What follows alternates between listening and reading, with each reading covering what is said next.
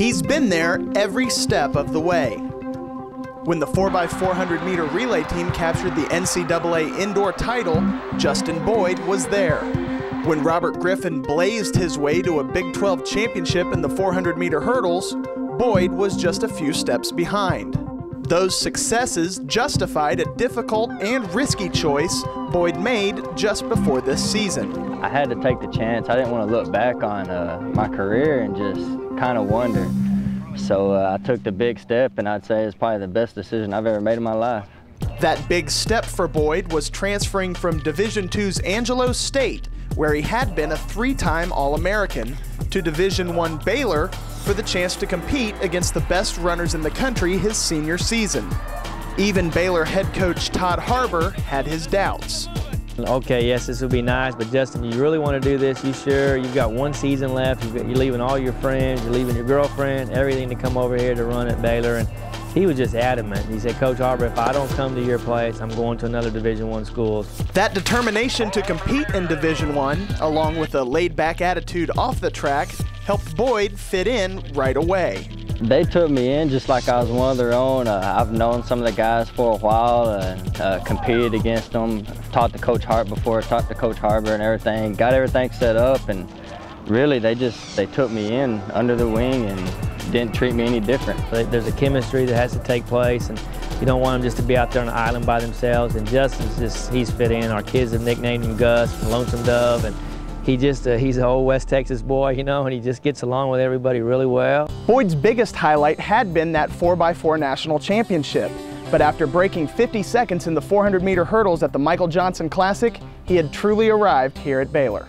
Once we won nationals on the relay indoor, I was pretty sure. I mean, I kind of sat there and thought I made the right decision, but then after I ran that broke 50, got under that huge barrier, it was pretty much cemented in that I just made the best decision ever. Though he was overshadowed by Griffin's improbable finish, Boyd ran a personal best time at the Big 12 Outdoor Championship to place third, and again took home third at the Midwest Regionals. It's no question that he belongs on the top stage in college track, but it's only a stepping stone for Boyd. Pretty sure gonna try and turn pro. Just had to keep getting my time down a little bit, and I mean, I want to keep running. It's my dream. This is why I came to Baylor, and they're making that dream come true, and I just gotta keep on going with it. It's been a neat thing to watch him have the success that he's had, and I think some good stuff is still ahead of him.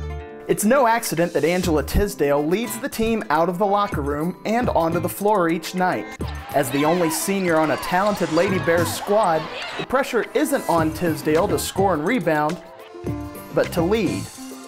It's a role she's embraced for as long as she's had younger players to guide. That leadership that she's shown to us, even as a sophomore when we were coming in as freshmen, she kind of took us under her wing a little bit, and you know, she kind of helped us along this whole time, and she's, you know, just going to leave a great impact on all three of us. As the team's starting point guard, Tisdale has shouldered the responsibility of running the offense, something Kim Mulkey knows all about.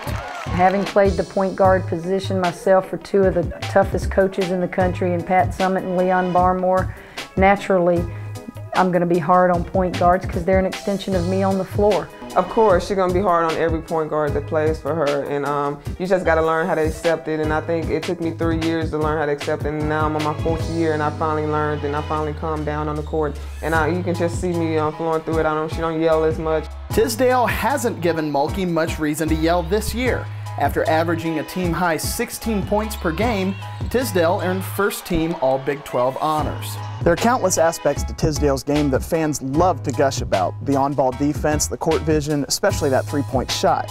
But according to coaches and players, it's what she does when nobody's watching that makes her such a special player. And there's one word that I always use in describing Angela Tisdale is her work ethic. She is constantly in the gym, shooting baskets, shooting free throws, in the weight room, getting stronger. You don't ever have to do anything to motivate Angela. As far as work ethic, Tizzy's the one to watch. The future is bright for Tisdale. Professional opportunities in the WNBA and overseas are abundant, but the Bears floor general hopes to be remembered here among the BU greats. She work hard. She's gonna give you all on the court.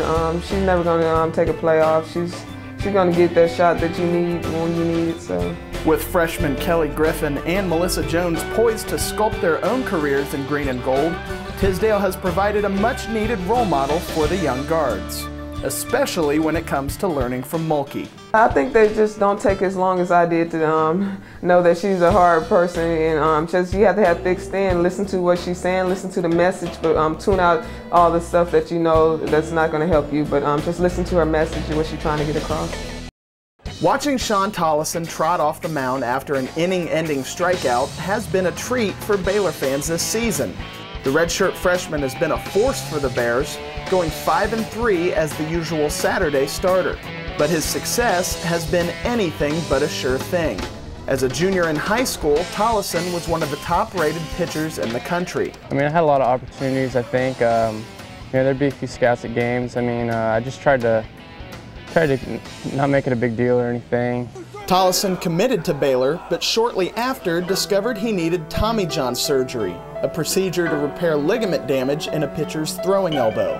The surgery has a high success rate, but it meant that Tolleson had to sit out his senior year to recover. There was a lot of disappointment. I really felt I was really disappointed for him. I mean, that's his senior year of high school, and I was very disappointed that it happened. When it first happened, I first kind of found out what happened, I was kind of worried. I was like, man, I may never play again. Now, for a big league pitcher who's undergone Tommy John surgery, the recovery time is usually right around 12 months.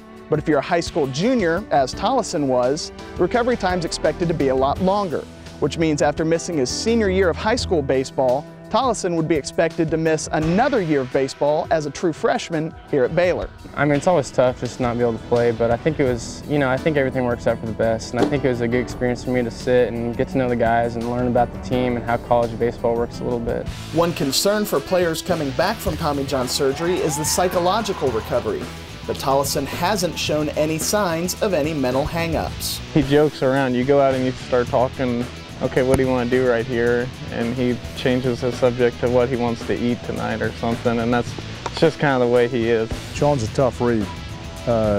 Shawn can play poker with the best of them, and you really wouldn't know from one day to the next whether the last outing was really good or if it was really bad, which is an exceptional thing to be able to do as a baseball player. Now that he's established himself for the Bears, Tolleson has exceeded expectations as a first-year starter. I was coming in with, high expectations. I felt like I could come in and make a difference and help the team out a lot. I wasn't going to assume anything, take anything for granted, but I was hoping that I could, help the team out. I'm happy with what I've done so far, and I think I can get a lot better.